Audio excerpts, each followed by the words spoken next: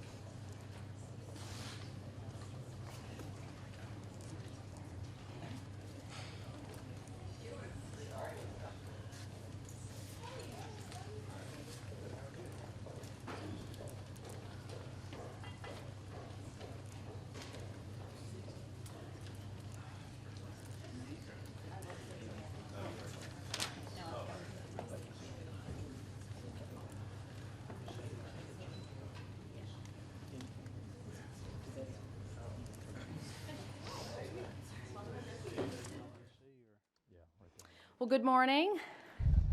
My name is Phyllis Cutno, and I direct the Clean Energy Program here at the Pew Charitable Trust, as well as something called the Pew Project on National Security, Energy, and Climate. Welcome.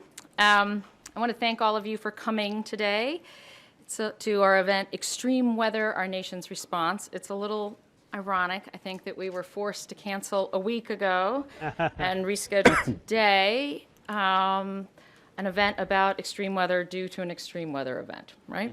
But anyway, we're very grateful for our speakers working with us and coming back so quickly just 1 week later. Before we begin, just a few housekeeping items. We're webcasting this live, so I want to welcome those folks who are joining us via the web. Our Twitter handle today is #PewWeather. And in our format, we're going to hear from our distinguished speakers, and then we're going to have a panel discussion, and then we'll be taking questions from the audience and also from the web and maybe from Twitter as well. So this event is part of a series that the Pew Project on National Security, Energy, and Climate Change has been hosting here in Washington and around the country. So the project was launched in 2009 to really look at the intersection of these three issues: national security, energy, and climate. And most recently, we have spent time really looking at the Department of Defense and their energy posture and the steps they've been taking to become more efficient, save taxpayer dollars, and enhance their mission assurance through efficiency measures, through renewable energy and alternative technologies. But this event really marks kind of a new step, a new project that we're undertaking in our work, which is to examine how extreme weather is impacting federal recovery and response infrastructure, including expanding the roles and missions for the men and women of the National Guard. So we're interested in how we're planning for the future, how we're preparing for the future, and what we should expect. And we're excited to hear from our speakers today. Our report, we hope, will be forthcoming this summer, so please look for it. So we're thrilled to be joined here today by three distinguished speakers. We have someone from the National Oceanic and Atmospheric Administration, OSHA, someone from the Federal Emergency Management Agency, FEMA, and someone from the South Carolina National Guard. And we're excited because these are the very folks who have the very difficult job of tracking and informing us of impending natural disasters, as well as responding to them. So I'm going to make short introductions, but I hope that for longer bios you'll refer to your program that hopefully you picked up on the way in. So our first speaker is from the National Oceanic Atmospheric Administration, and he's going to really set the stage for us by looking at the past, the present, and predict future occurrences of extreme weather. After all, it's NOAA's weather programs that tell us either to prepare for a blizzard, the worst blizzard we've had in a decade, or just to pack an umbrella on our way to work. They're the official voice of all for the civilian government for issuing warnings of a life-threatening nature. And they cover sun to seas, as I understand it. The National Weather Service provides forecast and alert for every type of weather. So tornadoes, hurricanes, floods, extreme heat, fire threats, tsunamis, and even solar flares. So I think I've covered it all, yes? Wow. Okay. So they have the critical task of not only protecting Americans, but also our economy, because fully 1/3 of our GDP is invested or is from industries that are climate and weather sensitive. So I'd like to introduce Dr. Richard Spinrad. He is the chief scientist for NOAA. And in this role, he drives policy and program directions for science and technology priorities for NOAA. He has served NOAA twice in his career, as well as steering research in university settings, serving and leading roles in the private sector, in the not-for-profit sector, and in a civilian role at the Department of the Navy. And among his many talents, is his ability to really make weather and science accessible to the layman. So, Dr. Spinrad, welcome.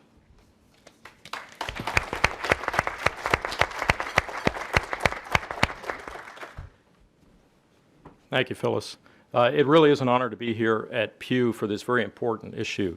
And it's a special honor to be on the podium, on the dais here with my colleagues, Joe Nimick from FEMA, General Livingston from South Carolina National Guard, and of course with the esteemed Senator Warner. Thank you for being here, Senator. It's my job to set the context, to set the stage, if you will. And first I'd point out that I'm delighted we were able to reschedule this for today. Today is a beautiful day as forecast. Last week was a terrible storm as forecast.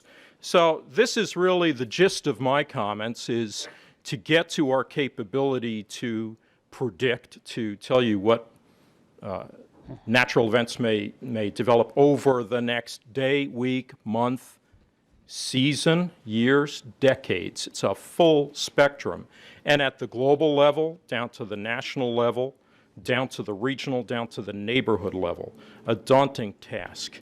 I would point out that we are especially focused, and I think of particular relevance in this particular meeting, is the issue of the large weather events, the large disasters. This is one slice, which you see on the screen. I couldn't do this talk without a little bit of eye candy, so bear with me on some of these points.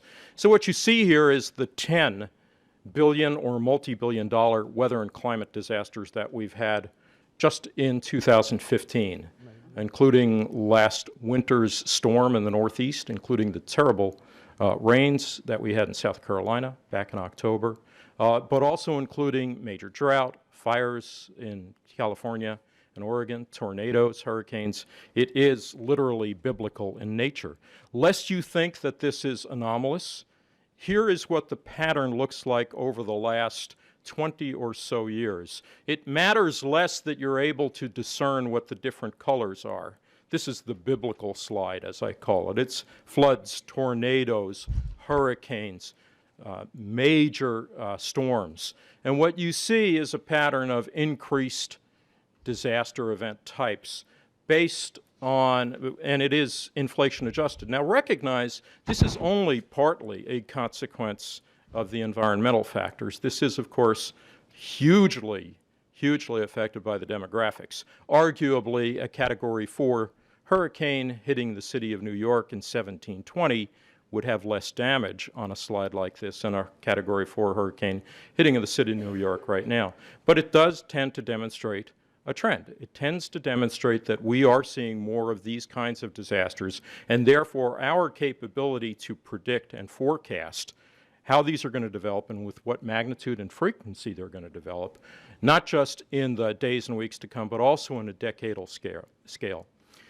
To that end, this is a very brief summary of literally decades of research. And what it shows you is based on the National Climate Assessment, a thoroughly peer-reviewed document developed by cadres of hundreds of experts in climate and weather and ocean and water, what we might expect to see over the next several decades associated, associated with climate change. What indications do we have of changes in heat waves, winter storms, drought, heavy downpours? Now, I'll walk through it briefly, but I want to point out some very fundamental concept. And the concept is this: as you add carbon dioxide into the atmosphere and increase the greenhouse effect, you add energy to the system. The energy increases. If you add energy and heat to the system, you are going to see a more dynamic system. You're going to see more dramatic distributions of rain, of precipitation. And of course, you're going to see dramatic variances in temperature, in things like heat and cold. So what you have here is given the current status and the business as usual scenario, this is what we can expect to see in terms of changes in heat waves. Now, I specifically asked my graphic artist to make these arrows fuzzy. So if you're having trouble getting the sharp, definitive changes associated with each of these phenomena, that is by design, because there are varying degrees of fuzziness, if you will, in our ability to definitively say, yes, we are going to see these changes. Now, what I've told you, for example, is you're adding energy to the system, you're going to see more frequent, longer, more intense heat waves. You're also apt to see more frequent drought. But for some of these phenomena, we still have a lot of research and understanding to undertake.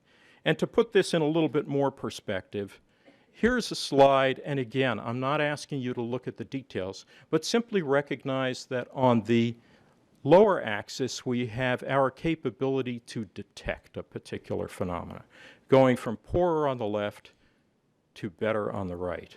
And on the vertical axis, we have our understanding of the causes, going from lower understanding on the left to higher understanding on the right. So suffice it to say that if you're in the upper right in this particular chart, which we are for things like heat waves, we have an outstanding capability to detect them and a really very good capability for understanding and therefore predicting them.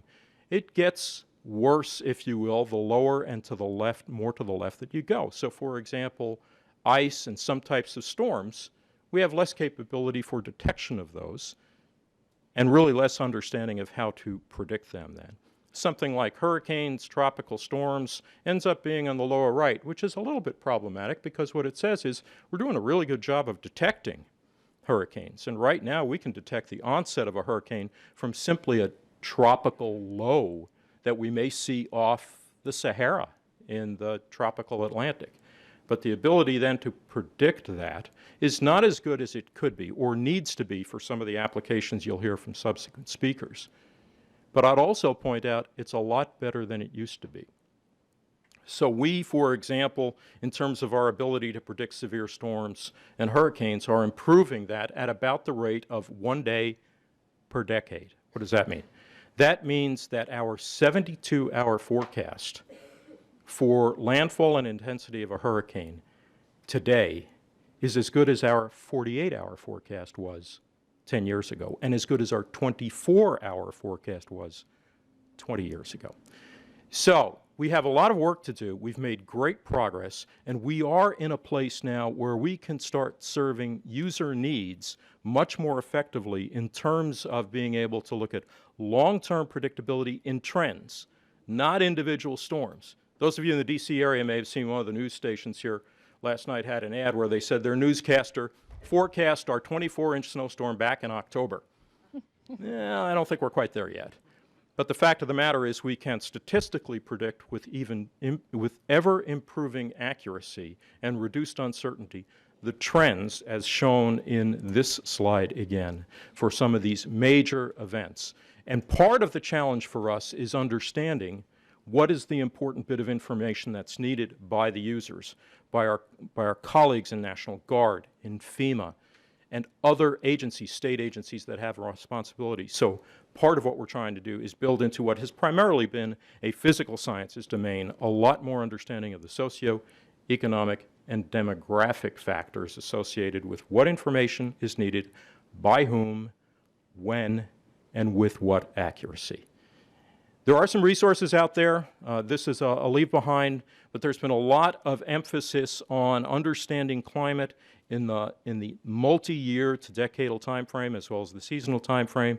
Been a national climate assessment, came out from the White House. The American Meteorological Society has been very forward-leaning in developing products like the State of the Climate and also explaining extreme events from a climate perspective. So I urge you to take a look at some of those resources readily available to get a sense of the state of the art and also a sense of what some of the key challenges are. With that, thank you very much.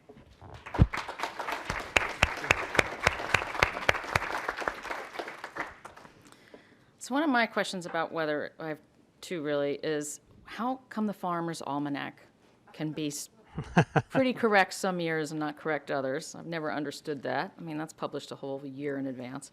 So maybe we can get your thoughts about that later.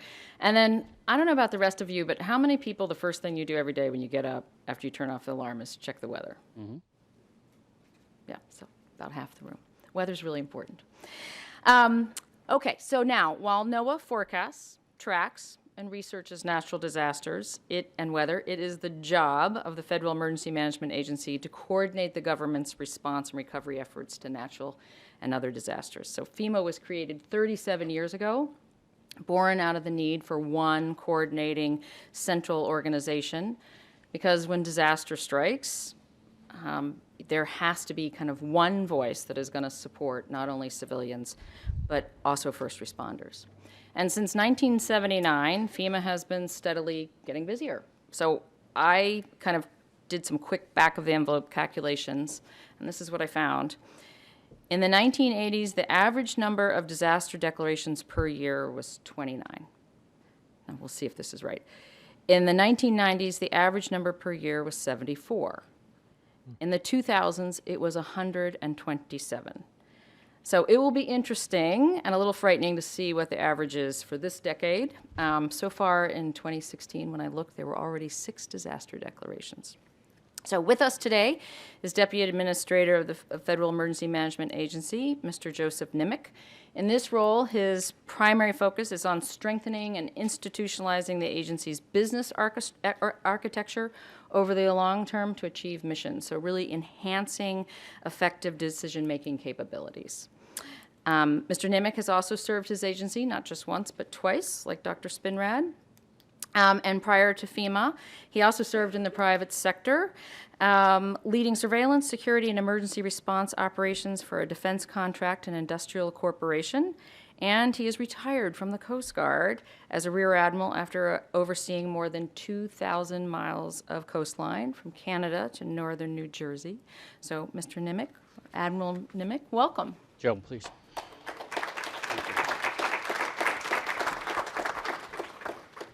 So I think the setup here of the way the speakers are coming up is pretty critical, because predicting the event itself and whether the severity and the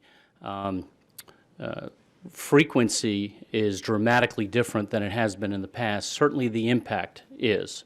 And the challenge you've got now is the demographics and the expectation that the average citizen has of what their federal government, their state and local governments should be able to provide for them during those events. So while you heard about the 17, whatever the Category 4 hurricane was going into New York, I don't go back quite that far, but the 1935 hurricane that went through Miami and came out through St. Petersburg today would be the largest and the most devastating hurricane we've ever had, because since 1935 and in 2016, the population of Miami has exploded, as has the west coast of Florida. The demographics of not just the size of the population, but also the nature of the population. So if you look at the nature of the population we're expected to serve in an event like that, you have a much higher population of elderly, a much higher population of people with special needs. The demographic nature of what is changing is really an awful lot of what we see day in and day out. So as we look at the growth of events that have federal disaster associated with them from the 1980s through the 90s through 2000 and now in the 2010s, a lot of that is the expectation of what we expect from our government. I think one of the things I was asked to talk about is the changing nature of FEMA since Katrina.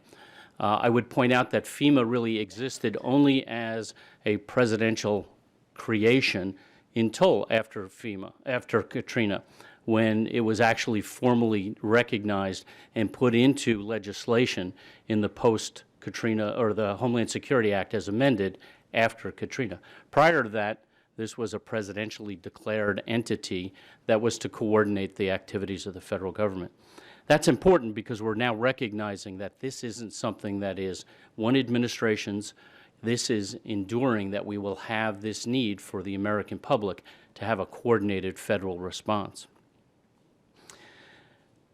We can debate whether FEMA was successful or not successful during Hurricane Katrina, but I would point out that FEMA didn't have the authorities to do what an awful lot of the expectation was in Hurricane Katrina. The ability to pre-position people and assets did not exist. We would actually be anti-deficient under the federal codes if, in fact, we had moved resources before the governor had asked. That was the state of the existence of what FEMA could do prior to Katrina to post-Katrina. So we are an evolving agency where we look and react to what is the nature of what the federal government wants to provide. So the post-Katrina Act gave us a great deal of authorities and I can tell you this administrator uses them religiously to be able to pre-position the resources that people need and expect us to have in place prior to the event.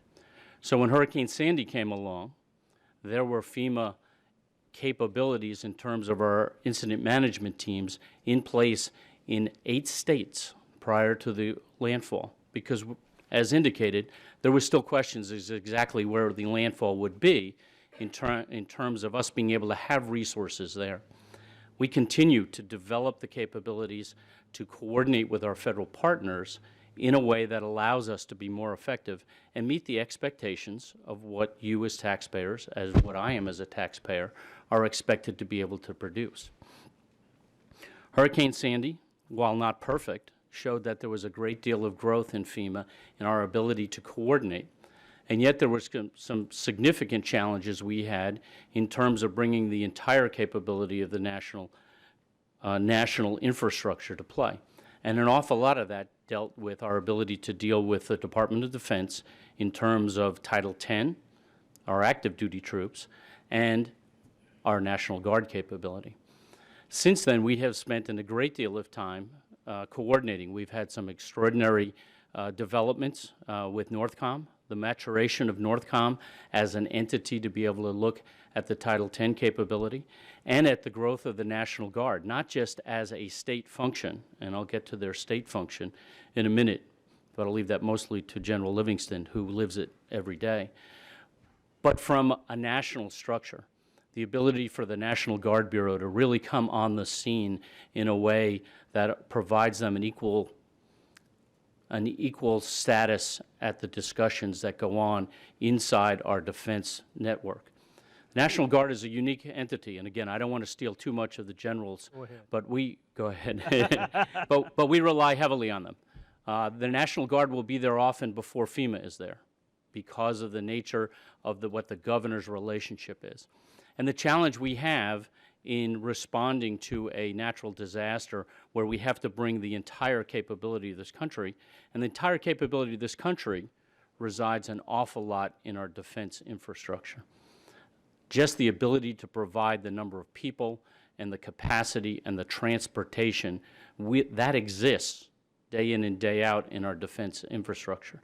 So the ability to turn on a dime from transporting to an environment in Iraq, Afghanistan, or some other part of the world, to being able to respond to the Northwest for a Cascadia subduction zone earthquake, or New Madrid, where 8 states will be impacted by it, or that hurricane going into Miami, is really where we bring in all of the capability. And we tried to do that in Katrina, but there were 2 separate chains. And you saw an awful lot of the Department of Defense doing one thing and the rest of the civil agencies doing another, and our voluntary organizations actually on a third leg, all of them not necessarily working together. So since Katrina, the Department of Defense, FEMA, and the National Guard have worked diligently to create joint planning processes based on scenarios that we know are the most difficult to deal with, because as the administrator says, it's easier to scale down than it is to scale up. It's easier to make sure you can do something like Cascadia subduction zone before you wind up having to do something like South Carolina or like Colorado floods from 2 years ago. So let's go to some details about those specific things and why we're different than we were before. So we knew days out that South Carolina was going to be inundated by a tremendous amount of rain. The general will talk to you about what they did locally. But we worked through NORTHCOM and actually had 12 active duty helicopters on 2-hour standby, ready to support the citizens of South Carolina should they need it. That never would have happened before the Katrina. It never would have happened. So when the floods occurred in Colorado in September of 2014, the first helicopters on scene came out of Fort Carson. And we were able to use those through a concept called a dual status commander. And that's where we actually bring all of the resources together under one command structure to be able to allocate them properly. And that command structure comes out of the National Guard. We've moved to where Title X resources will be able to be deployed underneath a National Guard leadership. That's a completely different concept than we had when we were facing the challenges that Katrina brought us. So we have moved dramatically forward in our ability to plan. The bigger challenge we have is the expectation of what we can really do during those periods of time. If any of you have read the New Yorker article on the Cascadia subduction zone, and my good friend Ken Murphy out on the West Coast, who coined a phrase that we're trying to move away from, but that everybody west of I-5 would be toast. That just means they're not going to have access to what they normally have. It doesn't mean that they're gone. In fact, they're not gone. And the ability for us to coordinate the federal response to be able to get in, save lives, and sustain life is probably one of the largest challenges we will ever face, because we're looking at it in terms of no infrastructure at all, no bridges left, no fire stations left. It is really an extraordinary challenge to try to think about. But we're planning for what we need to do, not what we're capable of doing. And I would tell you that is a dramatic mental change that didn't exist before. We're planning with our partners in the National Guard.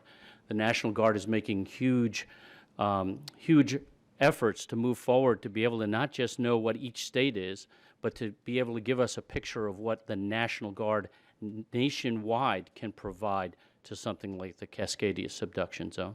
We're working very closely with NORTHCOM to be able to ensure that we understand what all the resources are that we can bring.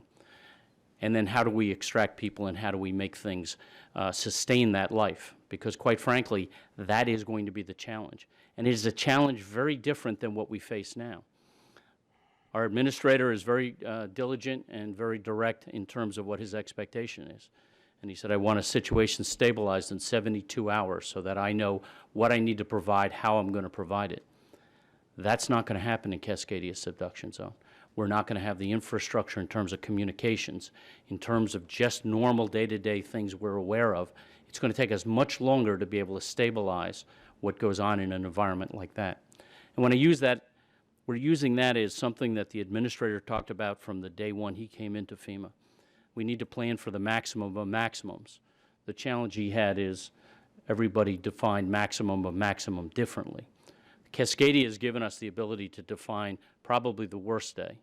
It's many capabilities or many challenges that we face in Cascadia will be the same as that 8.5 earthquake in Southern California, or an 8.5 in Utah, or the New Madrid earthquake, or that Category 5 hurricane going into Galveston or going into Miami.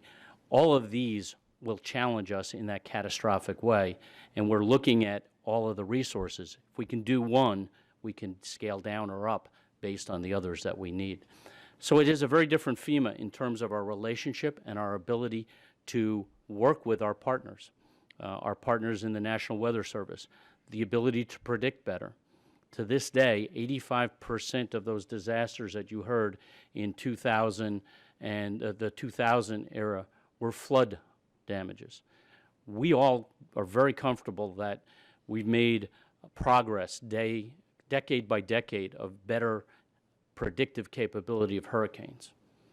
We're making great progress on better capability and predictability of tornadoes, both of which cost this country less than floods do. And we're working now with our friends in the National Weather Service and others. How do I predict better? How do I know that the impact of 20 inches of rain in South Carolina is going to affect this population that has this demographics, that has this many elderly, that has this many people on medical equipment that's going to need water, that's going to need electricity, so that I can be moving resources that the Katrina acts have allowed me to do in a much more effective, much more consistent way, and be able to save more lives and be able to, in fact, provide that life-sustaining capability in a faster, more robust way. That's what we're about with our friends in the National Weather Service. We rely heavily on our friends in the Department of Defense and every National Guard. And I have to tell you, the National Guard, you can't tell the difference in the uniforms, but we have to be able to tell the difference in the capability, and that's why the dual status commander has really come to the forefront on our ability to allocate the right resources to the right mission set so that we're not putting young soldiers to do something that they're not authorized to do, and that we're utilizing the National Guard capability to the largest extent possible. This is a different FEMA.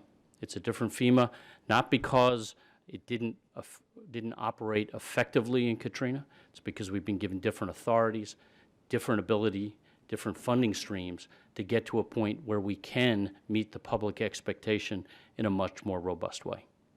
Thank you.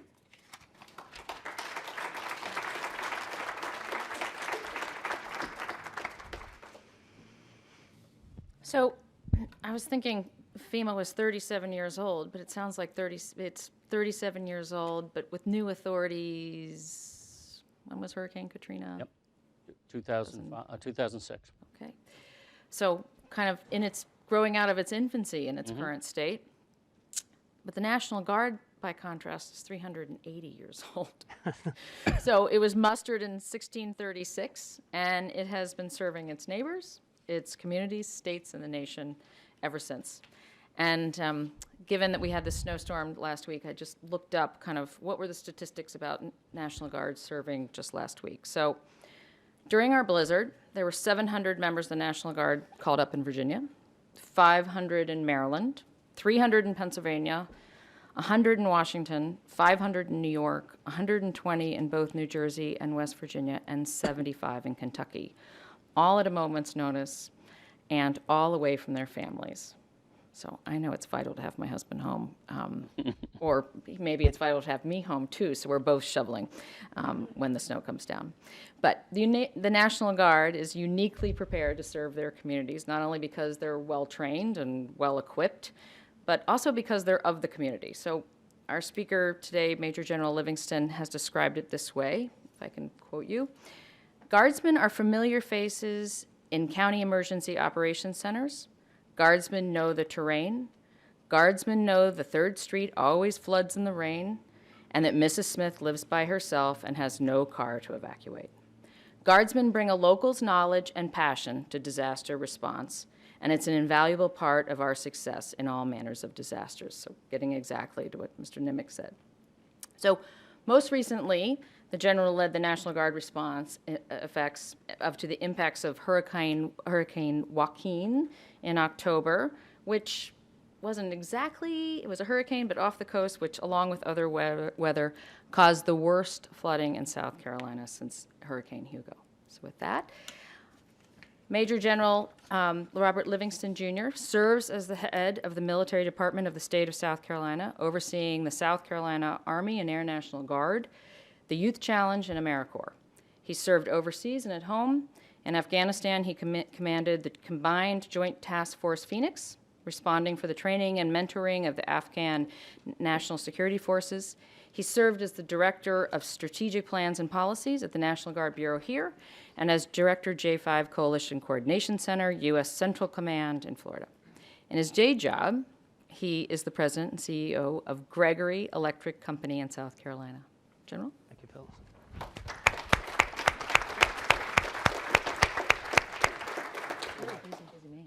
Sometimes. It's great to be here. Senator, thank you so much for taking your time to kind of ramrod this piece. And I tell you, Dr. Spinrad and Admiral Nimitz, or Nimick, I want to call you Nimitz because you got a famous name, almost a famous name. But thank y'all for your assistance to South Carolina during the floods. Some of the things I'll talk about later on has to do with predictive analysis and where to pre-position people. And FEMA was on our hip the whole time, direct to fugate there very early on, just a tremendous team response. And that's really what it takes given the resources and the expectations that we have. And I'll talk about that team piece a little bit in just a moment. But let me tell you a little bit about the National Guard. And Phyllis talked a little bit about our unique character. We go back in Massachusetts back to 1636, but not quite that far in South Carolina. We go back to 1670. So we're a little bit younger. And we show it, you know, they're just old people up north. But the National Guard is a dual-use force. When we are occupying our role as the reserve, the combat reserve of the United States, and that is the Army and the Air Force, we come under the governor for training, and she, in my case she, or the governor, can remission you to do things within the state. And because we are a state force, we are not constrained by posse comitatus, so we can do things for the governor that includes security, which makes us different from the federal troops quite a bit. Plus, that local control is very, very key, and I'll talk about that in a second. At the same time, being the combat reserve for both the Army and the Air Force, we have equipment and capability equal to our full-time active duty partners, but we also have this opportunity to have some experiences that they don't get to have, such as in the late 80s, I spent a lot of my time down in Ecuador building roads after the earthquakes. Well, that applied during Hugo, and then it especially applied during the recent flood where we had to build a dam and about 16,000 cubic feet of water flow through a canal that was made of sand. So those experiences cross over. And on the combat side, the experiences cross over because we have people that day to day deal with government, they deal with police, they deal with security, they deal with the community, and a lot of the issues that we experience in combat is not how efficiently you kill the bad guy, and that's part of it, and you got to do that part, and we're very good at that.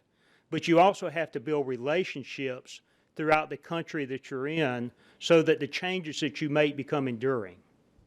So being that dual-use force gives us certain capabilities that you don't find in a state-only force or in a active-duty military-only force. I want to kind of bookend my talks with my big experiences, and I started with Hugo back in 1989, and most recently we had the floods in South Carolina. So talk a little bit about Hugo and how things have changed. We've got my first slide up there. I'll mention one thing about the first slide before I talk about my bookends, is that is about 2 weeks ago what was going on in the Guard Nation. We had about 4,000, and this is a typical day, 4,000 people responding to emergencies throughout the United States in support of state and local governments. This is just typical. And we also are at the same time sitting air alert missions on the east and west coast to deal with incoming aircraft, air-breathing cruise missiles, and we have all the ground-based air defense that covers North America. So that's kind of what's going on with your National Guard, and you really, as the Admiral talked about, you can't tell the difference between our great soldiers and active duty soldiers. We're completely interchangeable, and it's a wonderful system that we have. But back to my bookends. Hugo. Hugo was an event in South Carolina. It was mainly a wind event with a lot of ocean surge that came in. In fact, I was on Isle of Palms shortly after that event, and I met someone talking about his house and things. I said, well, how's your house? Did it come out okay? He says, yeah, it's okay. It's just not where I left it. And we had a house hit a car rather than a car hit a house. So, you know, you had things like that happen. They just floated off the foundations. But once you got past the coastal area, it was mainly a wind event. So you could see what happened. How did we respond to that? Well, we tried to pre-position. We didn't have a lot of good predictive stuff that Dr. Spinrad was talking about, so we just kind of said, you know, the fact is Jim Gandy's the one that got it right. It steered right into McClellanville, and we just kind of put people wherever, and we tried to overcome it with mass. FEMA came, FEMA was a little late that time, and the state as a whole responded tremendously. The people responded, and that was a big thing in us. I mean, Hugo was a big deal back then. It was the largest hurricane, most disastrous hurricane at the time. What we found is we had a great economic boom afterwards because we handled that storm internally with help from FEMA and from the national government. But it was contrasted with, we just kind of threw people at it. And the National Guard spent a lot of time clearing roads, pushing debris. One special, in fact, let me go to my next slide, if I can figure out how to do this. There we go. There's Hugo. Oops. You see right over in that top left corner the drawbridge. Somebody came up with a bright idea that we would take this turntable bridge and leave it in neutral, and it would act like a wind vane. And of course, all of y'all know hurricanes spin. They don't just blow in one direction, and it spun off its axis, and it was down for about 2 months. But what we did is we actually used an active duty bridge company to raft heavy equipment over to the islands to be able to restore power to the islands prior to the bridge being reopened. So it's that innovative piece, and it's that teamwork, even back during Hugo, that made the difference. Now, how do we respond to disasters like this? The theory behind response has not changed since Hugo. The theory is you start with the local community, you start with the local fire chief, the local emergency director, the mayor. They own the terrain. And when they get overwhelmed, they're going to turn to the county and say, we need some help. And when the county gets overwhelmed, we turn to the state, and then when the state gets overwhelmed, we turn to the nation. And that was kind of a sequential process back then. Today, because of our abilities to predict, it's a simultaneous process, and we rehearse that simultaneous process. In between Hugo and the Great Flood, and actually the flood is the worst, they say, in 1,000 years. So it actually includes Hugo, then back some. It's kind of like when I was talking to the governor, I said, Governor, this thing is bad as Hugo, it's just a different kind of bad. Mm-hmm. And I'll talk about that in a second too. But between Hugo and the flood, we've had several large ice storms. In fact, our largest ice storm was 2 years ago that we've ever had, that we recorded within South Carolina, almost as much damage as the floods. We've responded to several smaller hurricanes and near misses and things like that. In fact, there's 21 activations since 2005. Of course, many of those between Hugo in 89 and 2005, and then 21 after 2005. So let me talk a little bit about what we just went through. The flood. They're telling me, and I hadn't done the calculations. I'm not sure I can do these calculations, but they say 11 trillion gallons of water fell on South Carolina during a 2-day period. And that's enough water for everybody to have a bottle of water in the United States for the rest of your life. So quite a bit of water. What I will tell you is in one night, in several places in South Carolina, we had over 24 inches of rain. Now, when we talk about hurricanes, we worry about the coast. When we talk about water coming down, we don't worry as much about the coast because you got the ocean that's a great repository for all that water, so it kind of hits, and as long as the tide's not up, it runs out into the ocean. But when you get into that fall line where you go from the mountains into the flatland, all of a sudden you have an opportunity for the water to accelerate as it's going through those restricted areas, and it starts washing the roads out up under the roads. Not on top where you can see it, but up under it. And as we were positioning equipment the night of the floods and starting to transport sandbags, we had some trucks that just actually went over a piece of road that looked perfectly good, and the road went out from under them. What we ended up doing was actually sending out an engineer patrol in front of every truck that we would put on the road, examining the road all the way through. Of course, this was at night while we were doing some of this. South Carolina has a lot of rivers, a lot of water, and let me go to the next slide. That gives you an idea of how South Carolina was flooded during the floods. That's our floodplain, our flood maps added to a little bit to show what was going on. And if you look down in that bottom right-hand corner, you can't see it very well, but you see that purplish blue. That's the saturation level of the ground. That's fully saturated, and you see it compared to the states around it. And what had happened during the floods is that we'd had a very wet fall, so all the swamps were already full. So when that 24 inches came down in a very short period of time, it had nowhere to go. So we had two distinct events. The first event was flash floods in the Midlands. A lot of dirt dam failures, a lot of water being released from controlled reservoirs. South Carolina Electric and Gas opened up their floodgates on Lake Murray, and a river that normally has maybe 10,000 cubic feet per second of water all of a sudden had about 120,000 cubic feet of water per second, to the extent that the interstate that goes over that river, which is normally about 20 to 30 feet above the river, the water was actually over the top of the interstate. And this, again, pretty wide river. Same thing happened in the Broad River.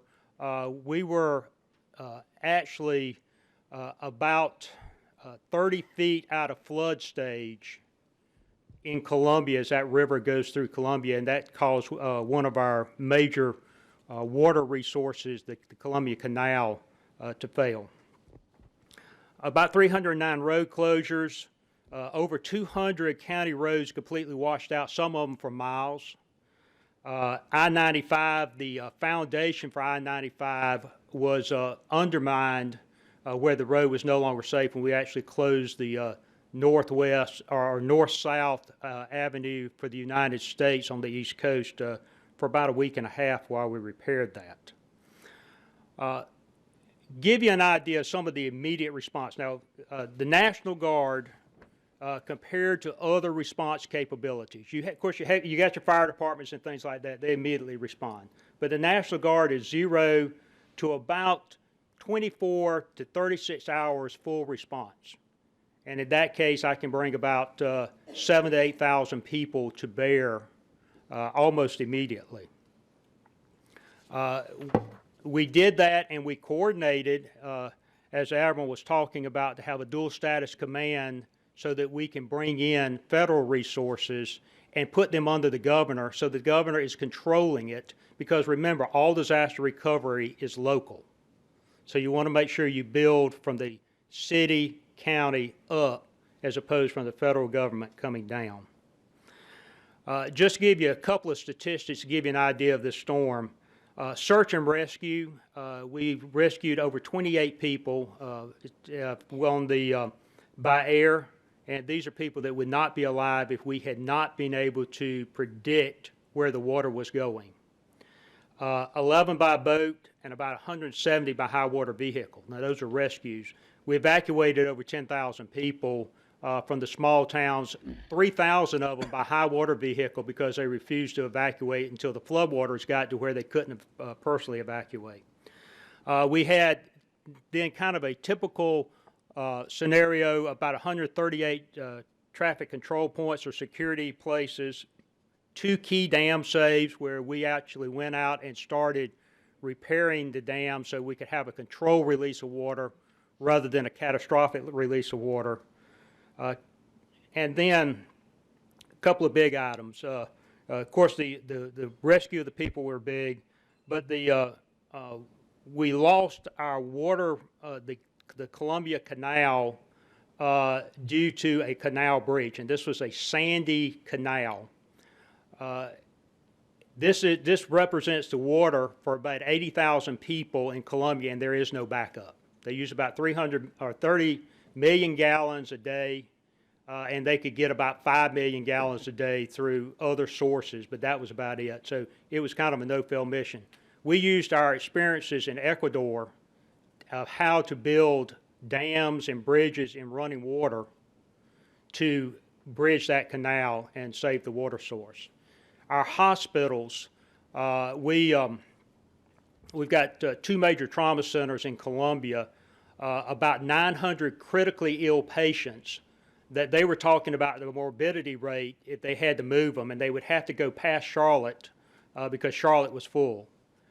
We were able to take water that was non-potable and clean it through our ROPU units that we use in combat, repressurize it with units that we use to distribute water out into a combat area, and connect it into the hospital. And they did not have to evacuate the hospitals. The hospital had actually cleaner water than they did from the water source from the cities. As far as I know, it's the first time it's ever been done. Well, it's cleaner than the Sani water too. So just to let you know that that was actually our proof with DHEC of how clean that water really was. But again, it's taking that combat capability and applying it to a civilian piece. We also take the combat capability of very mission-focused, the command and control capability, to augment our civilian partners, not to overcome them, but to augment them. And you know, there's a lot of other things we did. We ran fire calls, about 70 or 80 fire calls with the City of Columbia. We restored about 175 county roads that were completely washed out using our engineering capability, while the state concentrated on the federal, the state transportation concentrated on the federal and state roads. The National Guard concentrated on the county roads, which in some cases are more important, because that's how your fire engines get in, that's how you return to normal life, that's all that stuff that gets to the people that last mile. So, you know, I'm talking like this was a pretty doggone good success story, and it was. Why was it? You know, certainly we got a great governor, we got other great leaders. Didn't have anything to do with me, but it did have to do with learning. What did we learn since Hugo? The biggest thing we learned is it's truly a team effort. And at Hugo, everybody worked together the best they could, but they didn't know each other. It was a pickup game in Hugo. What we've done for the last 20 to 30 years since Hugo, 25 years since Hugo, 26 years, and especially since Katrina, is we have now taken these very big disasters. You know, hurricane and then an earthquake occurs, or hurricane and then we have a nuclear contamination, and by the way, we did have that. But dealing with all those, and then, oh, by the way, we'll throw a cyber attack in on top of it.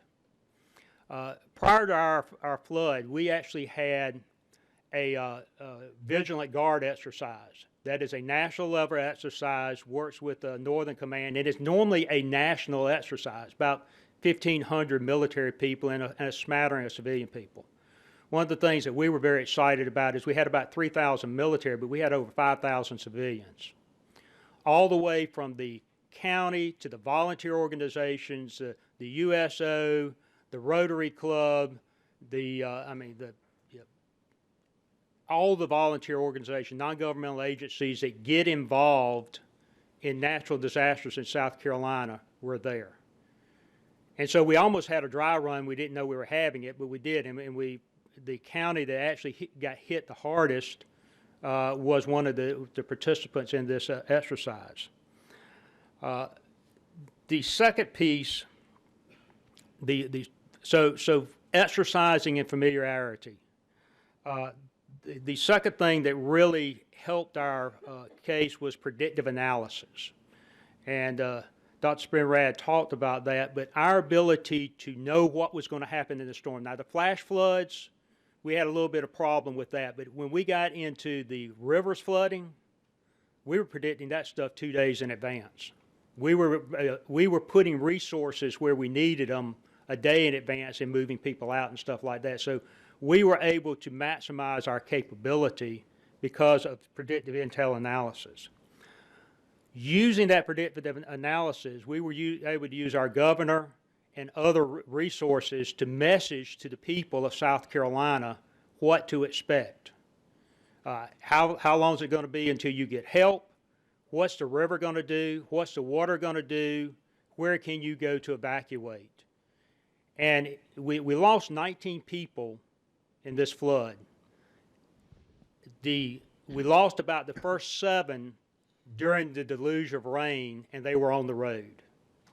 But the other 12 people that we lost were people that did not stay at home when we asked them to. Everyone was killed on the road, either going around barricades or going down a road and the road washed out from under them. Everybody that stayed home, we rescued. And in some cases, we rescued them off a porch that collapsed right as soon as we rescued them, but we rescued everybody that did what the governor asked them to do. So that ability to message to people what we need you to do is so important. Our liaisons and relationships. We learned since Hugo, don't depend on the system, put people where they're talking face to face. There is a national response framework, but it can't tell the difference between I need 1 million bottles of water and I got to have this helicopter here yesterday. It takes that person sitting in an operations center that can touch the state, that can touch the federal government to bring those resources to bear that fast.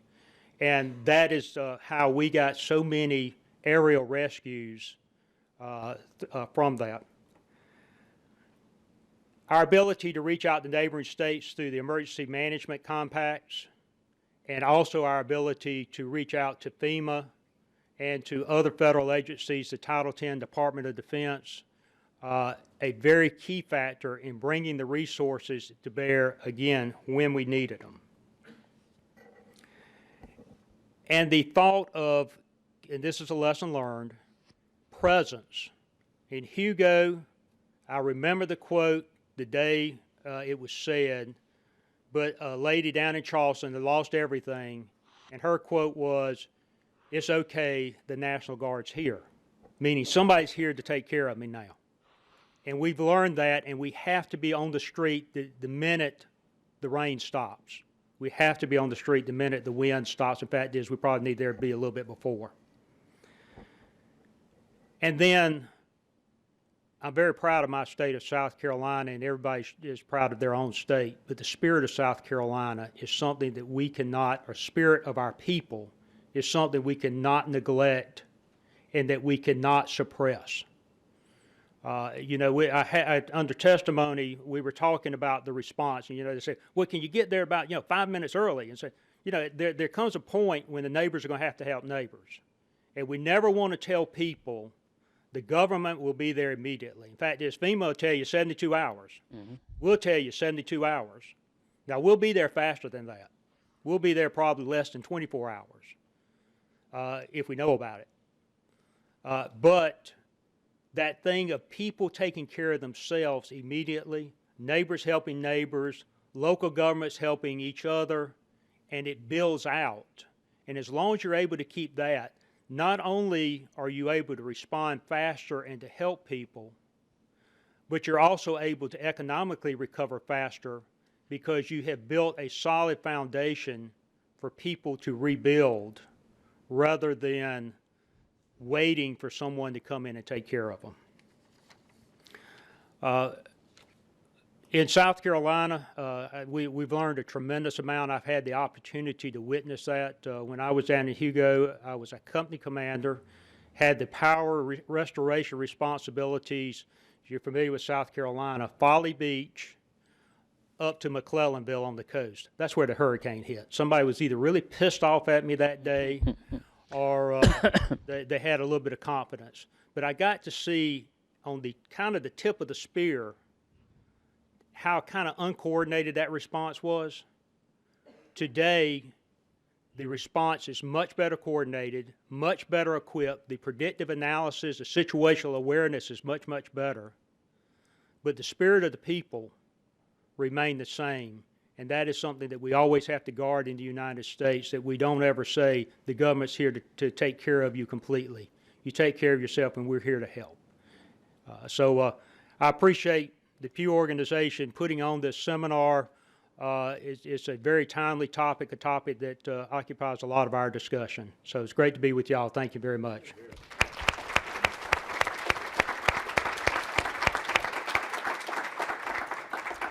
So can I ask you all to join us on the stage, if you will, in these chairs? And at the same time, I'm going to ask Senator John Warner to make some observations and start us off with the first question, if you would. For those of you who don't know Senator John Warner, he's been a senior advisor to the Pew Project on National Security, Energy, and Climate since 2009. But more importantly, he's been a public servant. He's been a sailor, a Marine.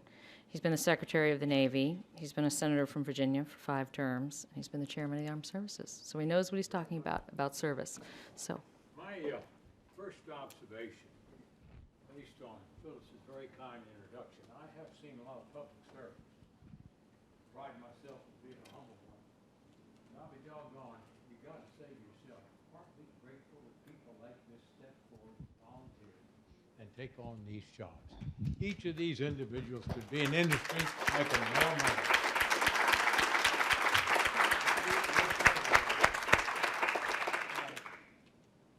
My first question is as follows. I found last night, in working through a lot of research on this, the new manifesto put out by the Department, it starts out right here.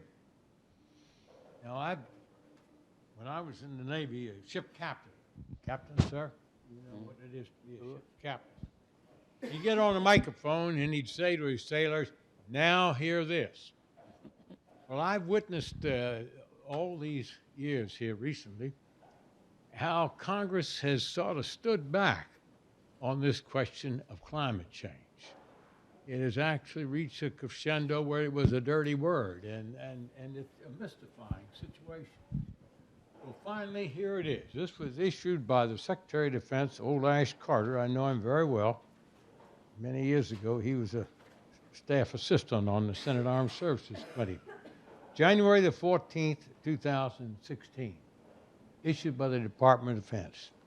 Every single element of DOD has now got a set of instructions as to what they're to do with work teams like this, be it FEMA or the State National Guard and so forth. So finally, despite, and I don't mean to be disparage the old Congress, I spent a third of my life there, but despite the inactivity and ambivalence of Congress, this country has the benefit of the thinking of volunteers like this and their governors and the state structures and the collaboration between, we call ourselves think tanks here at Pew and others, and the private sector and the government all working together. And so this is really predicated not on future legislation. This is it. This is what the men and women of the armed forces are to do, and incidentally, a lot of it affects the National Guard. So my question first to you is, are the other agencies, particularly FEMA, going to introduce a very comprehensive document like this as to what its responsibilities will be? So, Senator, I think You're aware of this one? yes, sir. Matter of fact, we've gotten to review a lot of it because of our close relationship with the Department of Defense. And I think that the primary factor here is the ability to respond no matter what the cause is. So climate adaptation, the more frequency, as we talked about, the demographics, that the movement of people closer to those areas that tend to have disasters has driven us all to be more proactive on it. And the administrator has put a strategic plan in place that for every FEMA employee understands that catastrophic events are one of those things we need to be prepared for and to try to ensure that we have the capacity and the capability to deal with it. But, Senator, as you also know, that preparedness costs money, and the biggest challenge we've got is the ability to resource that level of preparedness. We certainly fight day in and day out to have our military prepared to be able to defend this country. Well, it's not much different for FEMA.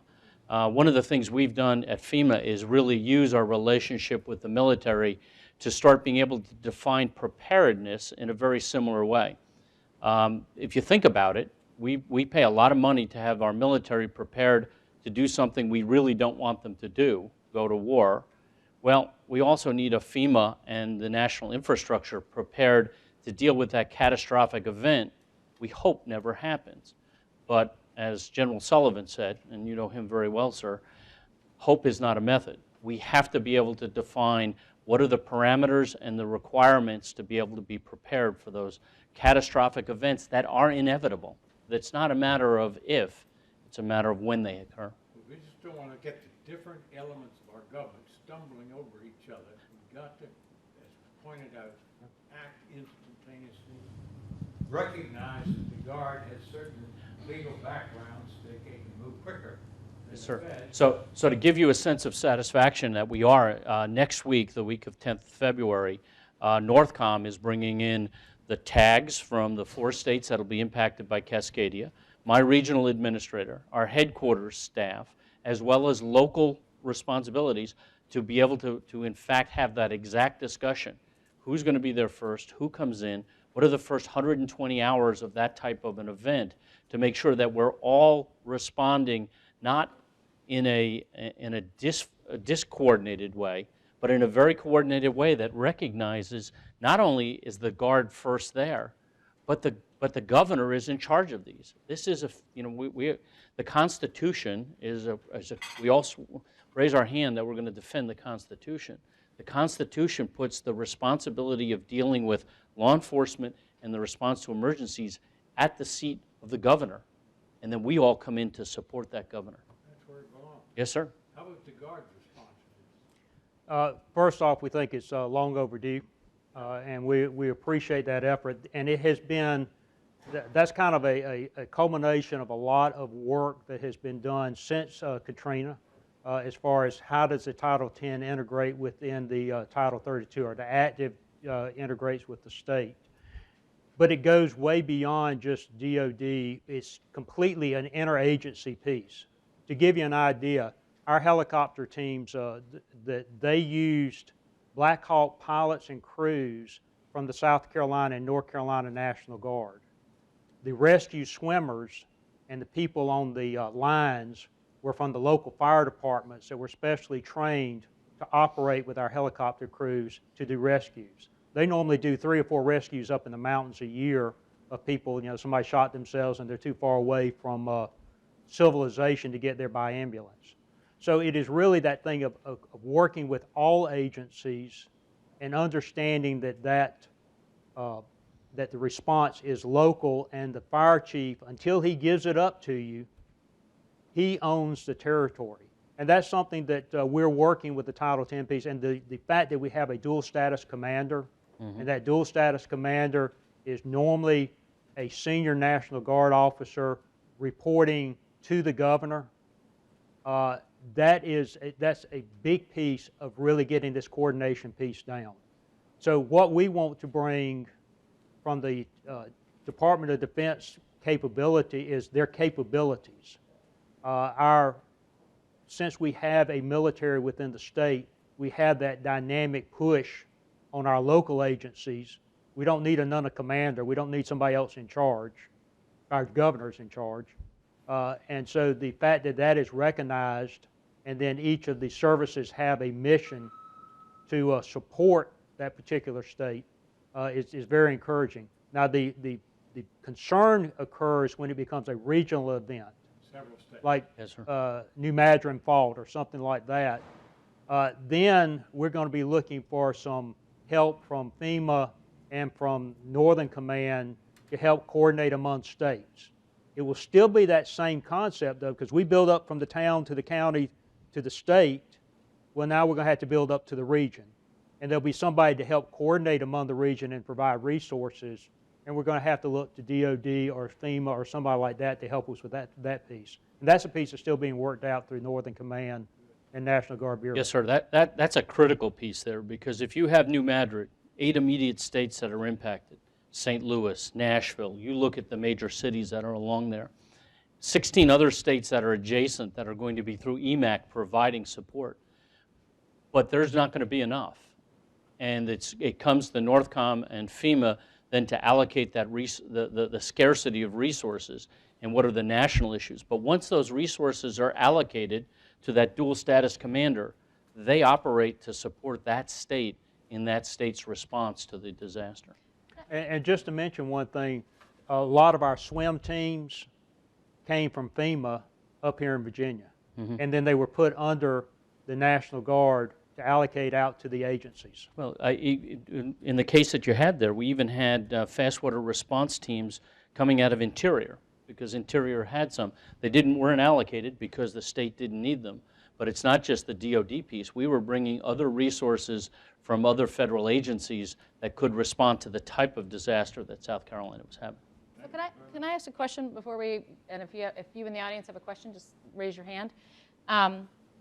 So talking about coordination and when it is a larger event with multiple states, and how many of those, Dr. Spinrad, are, out of the number of disasters we have a year, you had that chart with the track line going up, how many of these are bigger and bigger events?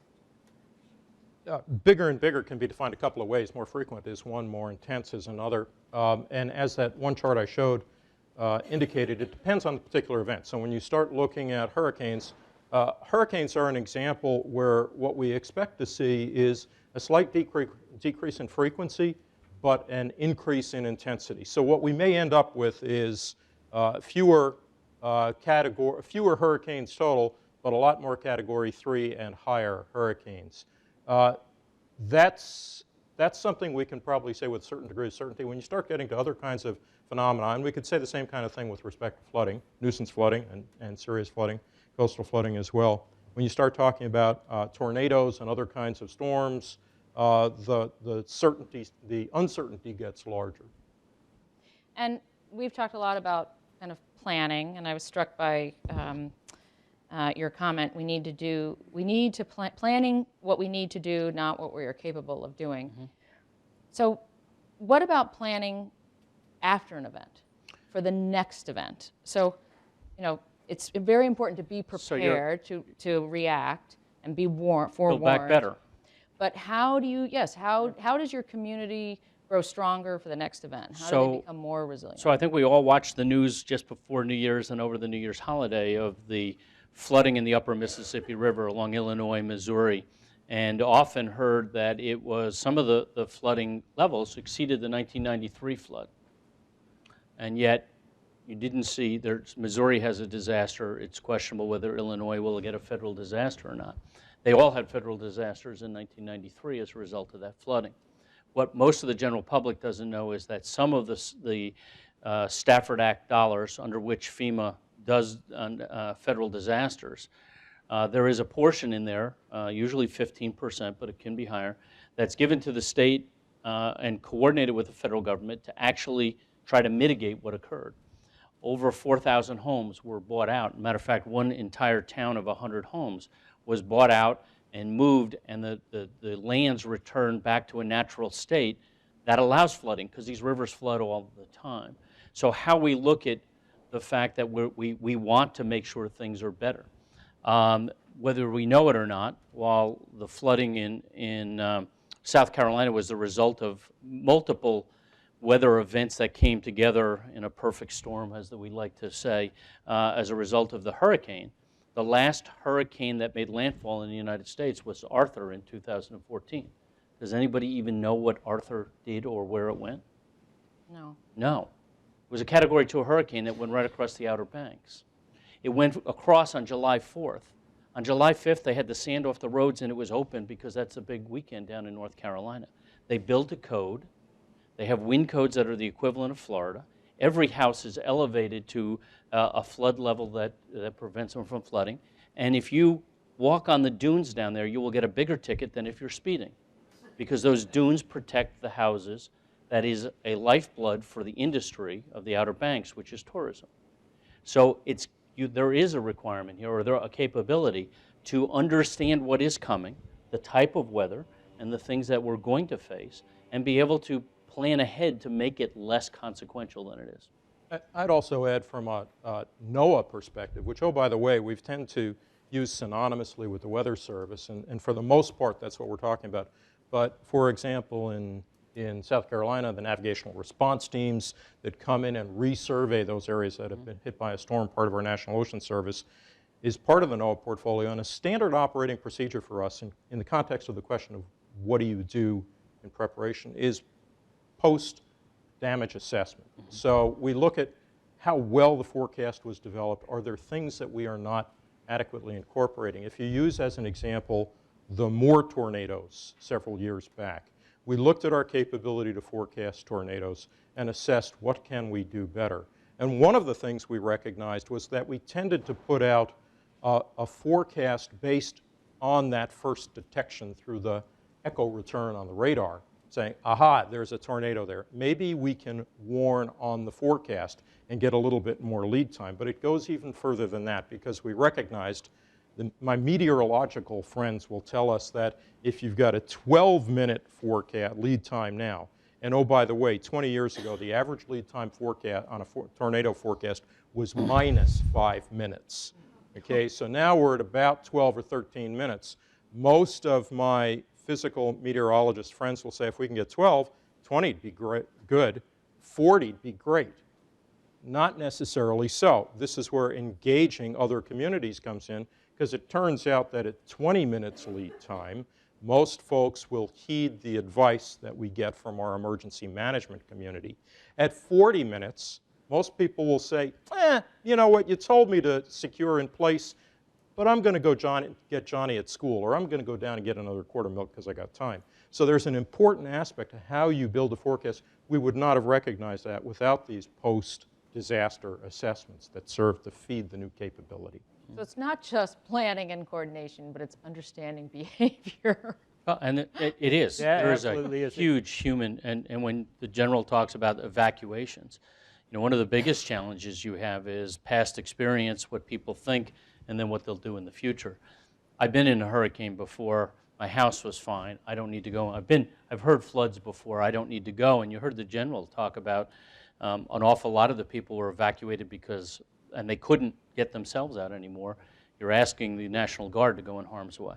We actually had that quite a bit along the Black River, and the Black River kind of runs through the middle of the state. Got a lot of swamps, normally doesn't flood badly, but this is the case that the swamps were full and the rain fell right above the headwaters of the Black River. And we went to people and said, we need you to evacuate. It's going to flood tomorrow. No, it's not. It's never flooded before. The sun's shining. Mm-hmm. And the water starts coming up. We go knock on the door again. We need you to evacuate. No, it's okay. I've done this before. The fourth time, the water is about a foot deep in their house, and they say, well, you know, I might need to leave. And we're doing that in a high water vehicle by then, and some of them we're pulling off the roofs, not because we didn't go there and ask them to evacuate, it's because they chose not to evacuate. But we mark them, and we make sure that we go back and check on them. As we talk about what do we do to improve, just some practical stuff, and it talked about along the coast. I talked about Hugo that floated houses off the foundation.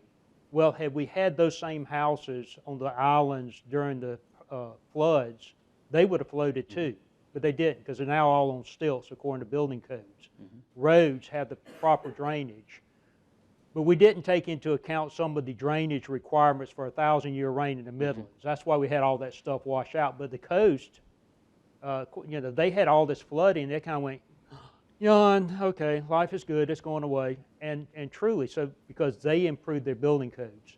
The other piece that we have, we improved building codes, but on our coast, our population has doubled. In our state, our population has doubled. So we have improved our ability to evacuate people. We improved our ability to message to them, but we got twice as many that we have to deal with. Right. And of course, some of the old heads are the ones that are real hard-headed. The other piece is after each event, whatever that event is, we as a state, and we do it on the federal level, we go through an after action, a true one, and we change how we respond based on the successes and the failures that we had. And that is truly borne out in the difference between the way we responded to Hugo and the way we responded to the floods, and even how we responded to a couple of ice storms 2 or 3 years ago, and the way we responded today. Can I make a quick comment? Because I think in the context of this particular meeting, the general's characterization and the stories you've told of people, if you will, second-guessing the forecast. Absolutely. Trying to figure out, well, I've never seen this before, why am I going to behave differently now?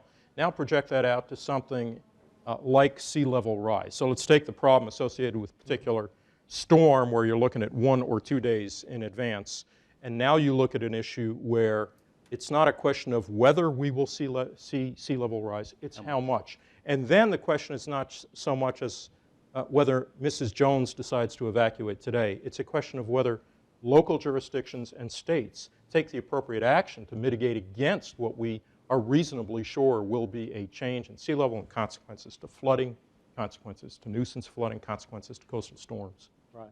So can I ask a question, and then please, if you have a question, raise your hand. Let me add to that real quick. It's not just Mrs. Jones sitting in the House.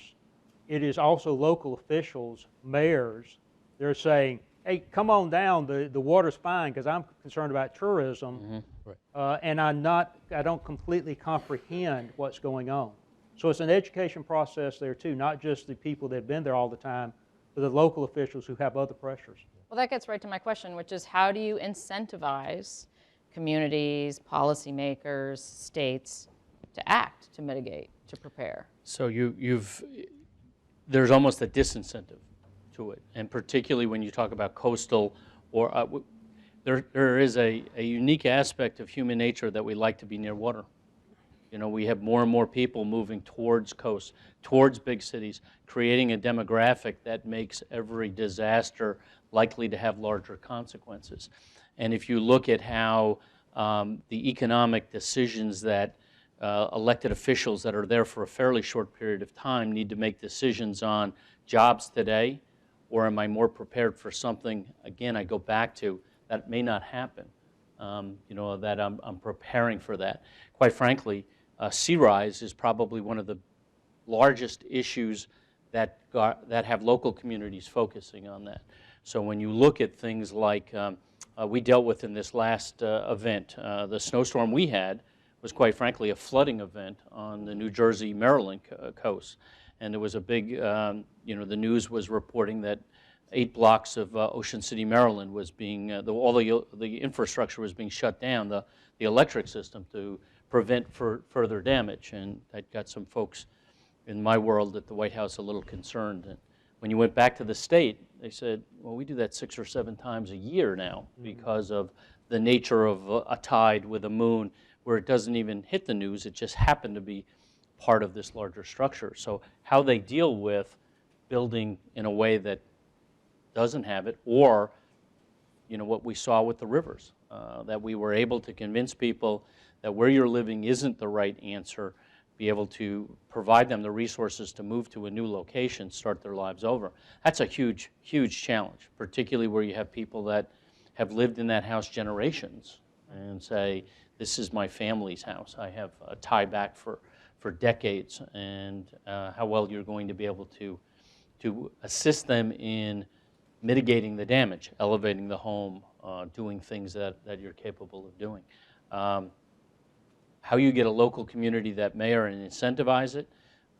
The administrator's talking about looking at how we change the criteria of how we determine whether it's a disaster or not, based on a deductible model. So if you think about your car insurance and you have a teenager coming on your car insurance, you know it's going to go up, but you can make sure they take certain courses and do certain things and grades, and they find ways that if you're taking action as a parent, you can deduct some of the cost of that insurance. But we don't have anything like that for how we declare a disaster. So that a state like South Carolina that takes building codes into consideration, that does things that are going to locally change the dynamic, that they're better prepared for it, has a lower threshold when it really needs it, as opposed to just a standard threshold that whether a state, like some states have, individual assistance for their citizenry if they wind up in a situation where they don't have the resources to provide shelter, to provide food, to provide clothing.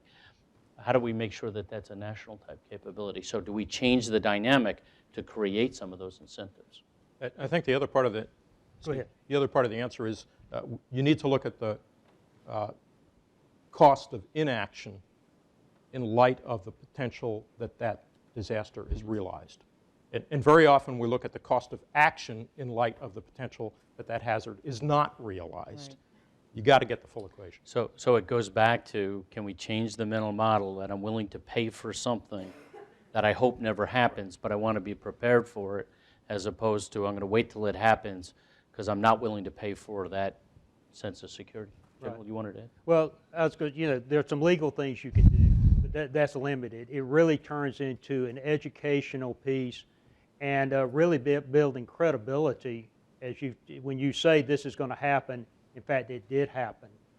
When we talk about cost mitigation, the cost of response, being able to dual utilize your forces, your military.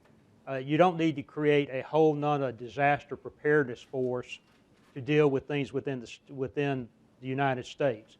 You help your military who has an overseas mission, but you teach them to be able to respond in response to helping local communities that have been overcome. But that's a response piece, to incentivize people on the front end to do things better. Is really that education and credibility piece that takes you so much further. And those are people that have been there, kind of done it for a long time, telling them what's going to happen the next time, and it really does happen.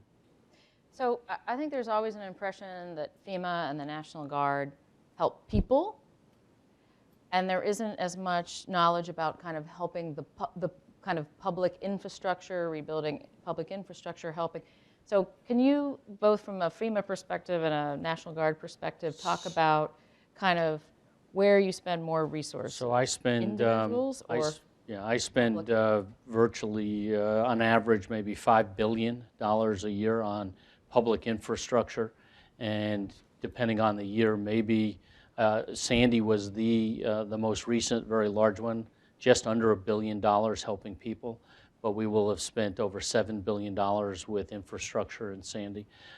It's not even a near equation. We clearly spend, and the Stafford Act was designed for that. Remember, prior to Katrina, the Stafford Act itself did not really focus on individual assistance. It focused on the rebuilding after a major event.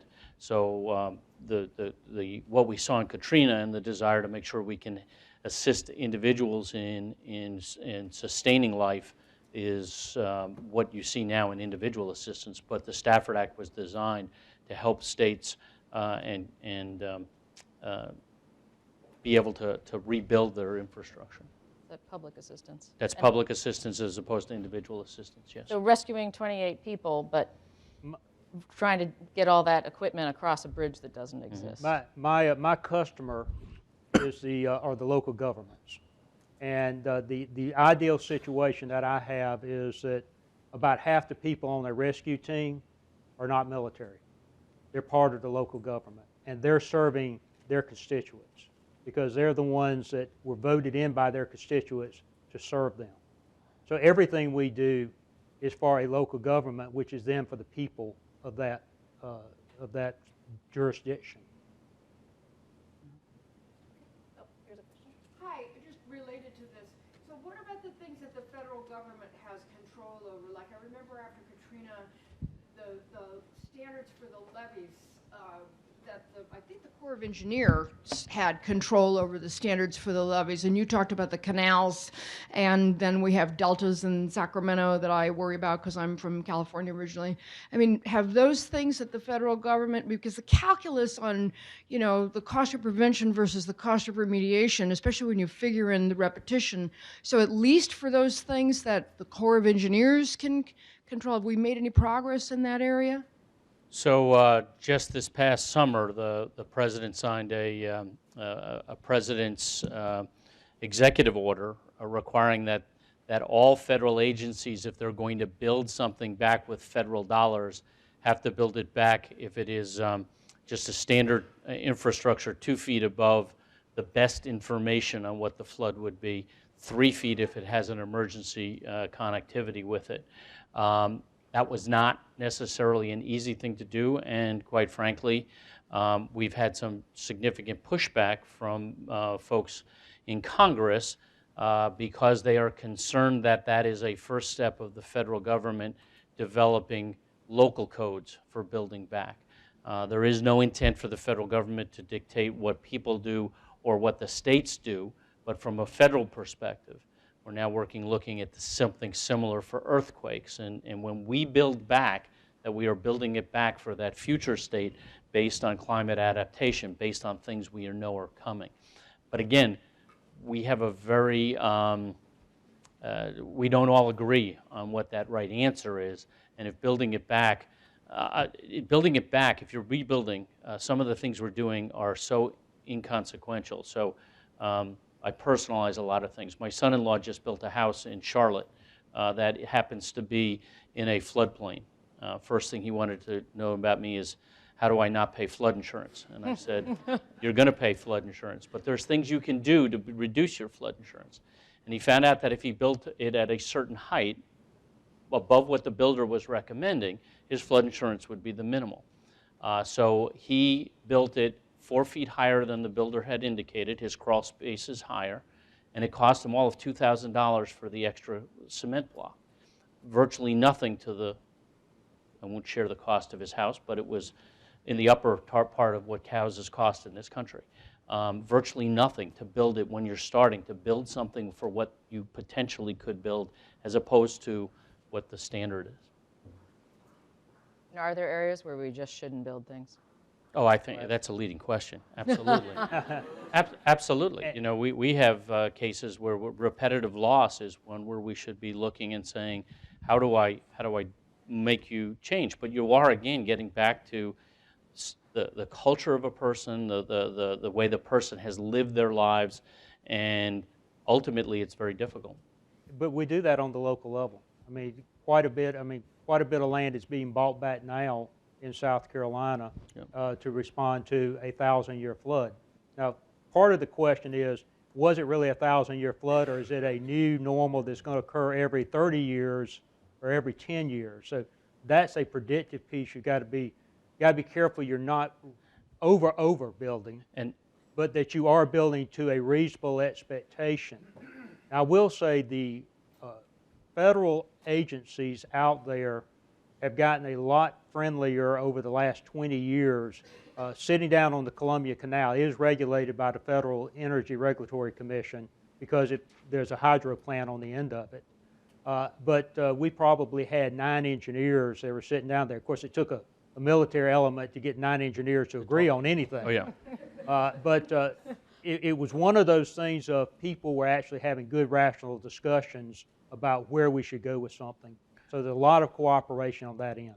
Richard, before we go to the question, I just need you, when we talk 1,000-year flood, we try to put it in perspective, and you're better at talking about this than I am, but we're talking that there was 1/1000th of a chance based on all the knowledge we had. Don't talk about years in here, because it could happen again next year. It's the probability that it could occur. Right, 0.1%. Yes, exactly. Yeah. But what I'm afraid is that given the extremes of weather we're seeing, we're going to see that more often. We are, and we're going to see it at a higher percentage. Yeah, which is why it sometimes is a challenge that we don't talk about it as a once in 1,000-year flood, because there are people in our population that are not saying, I'm done for next, in my lifetime, in my kid's lifetime. Yeah. It may not be. It's the probability of how often it could occur. Hi, this is directed at Dr. Spinrad. I understand that the greenhouse gas emissions in our greenhouse gases in our atmosphere will be around for quite some time. So even if we achieve our greenhouse gas emission reduction goals here in the U.S., as well as on a global scale, how long do you project that these climate change-driven extreme weather events will go on for? So the science behind your question is that there's a lot of momentum in the biogeochemistry, and the consequence of putting long-lived components in the atmosphere, like carbon dioxide, is that even if you stop emissions right now, they will stay in the atmosphere, and the physics is such that that increase in energy that I talked about will continue for probably centuries. The problem gets mitigated a little bit when you start talking about other compounds. So the concern about methane, which is a much stronger greenhouse gas but has a much shorter half-life in the atmosphere, means that that effect would probably reduce in a shorter amount of time. But when we start talking about the consequences in the terms that we're talking about here in weather, we're looking at many decades to centuries of continued patterns, the new normal, if you will, that was alluded to earlier. Well, I just want to be conscious of time because we're about 10 after 12. So I'd like to ask all of our panelists if you'd like to just make any quick closing remarks. The one I would like to is build off of what General Livingston said. We cannot lose sight of the fact that neighbor helping neighbor is really where it all starts. We often get distracted by what we see on TV during a disaster where there'll be looting or there'll be a negative component to what happens during a disaster. That's 1 out of 100. For the other 99 people that are out there, they're looking at how they can help others. And if you need a case in point, look at what happened in Atlanta when they had the ice issue. Without any state, local, or federal support, over 55,000 people eventually were on the social networks providing locations where people could go to find shelter, to find heat, to be able to sustain themselves over that 36-hour period. So we always have to come back to the first responders are going to be neighbors, and it's really about us having our own capability to sustain ourselves and those that are around us. And maybe believe the forecast, right? Absolutely, built on that. So having spent most of my federal career working for the Department of Navy, I want to come back to Senator Warner's question and point out that in terms of preparedness and response, intelligence is the currency of the realm. And we've talked about a variety of different kinds of intelligence. At NOAA, my boss, Kathy Sullivan, is fond of characterizing what we do in terms of environmental intelligence. It is a piece of the puzzle as valuable as any signals intelligence, human intelligence. And until we start to think of environmental information as environmental intelligence, which will be a force multiplier in terms of preparedness and response, we won't have the full picture. General Livingston? And I'll reinforce before I get to my point what you were saying, Dr. Spinrad. We actually timed our mobilizations of our people to make sure that they could stay home as long as possible, and we timed it based on our intelligence of the weather and our ability to predict what was going to happen. And so we were able to do the same thing as determining evacuations and things like that. So that intelligence piece is very, very key. What I would say from my perspective, and it ties in with the discussion of, every disaster starts local and it builds local, is we as a nation are starting to understand that and embrace that. The dual status commander was a recognition that a federal entity coming into Camden, South Carolina, can't go to the mayor, step aside, let me show you how to do it. They're going to go in and say, what can I do? I've got these capabilities. I have this really neat operations center. You can use some of the data if you want to use it. I can do some things for you, but I am not in charge. And we're seeing that recognition throughout our nation, and that's quite frankly how our nation's built. It's built on the communities going outward, which encourages people helping people, which then paves the road for the economic recovery that occurs afterwards, because you don't have a bunch of people there going, well, I'm waiting for FEMA to come over and give me some money. Mm-hmm. No, it's kind of like, boy, that was bad. Let's go fix some stuff. And then FEMA comes in and helps keep that momentum going, but they don't start the momentum. It starts locally. And we as a collection of governments and interagencies are starting to understand that, and that's a good thing. Well, I want to thank the three of you for a fascinating discussion, and it's good to spend time with all of us here. So thank you very much for coming.